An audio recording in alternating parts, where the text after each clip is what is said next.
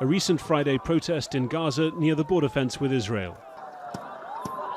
Israeli snipers shot more than 50 protesters, killing one. As usual, many suffered leg wounds. Amid the chaos, a small group broke through the fence into Israeli territory. ATALLA FAYOUMI says he was one of those who got through. He had his leg amputated after being shot during a protest in April, but he keeps going back.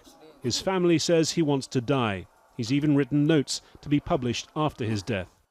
I lost part of my body. Why should I live?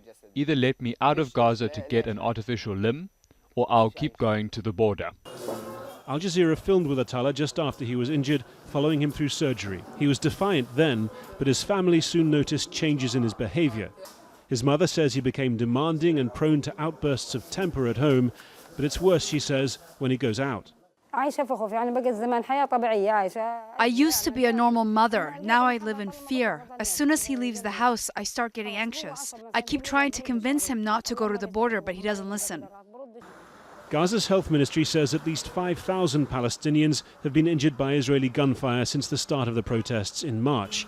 68 have had a leg amputated. Psychiatrist Sami Oweda is helping to research the effects on their mental health.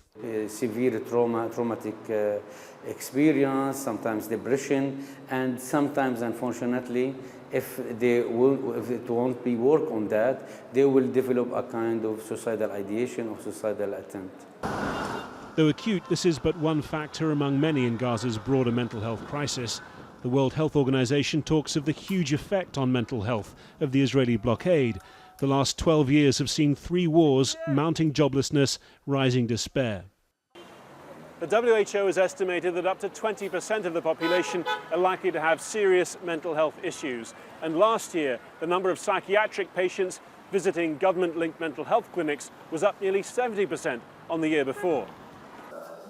4 years ago, an Israeli airstrike killed YUSRA Abu Shabab's eldest son, Mohammed, and destroyed her home.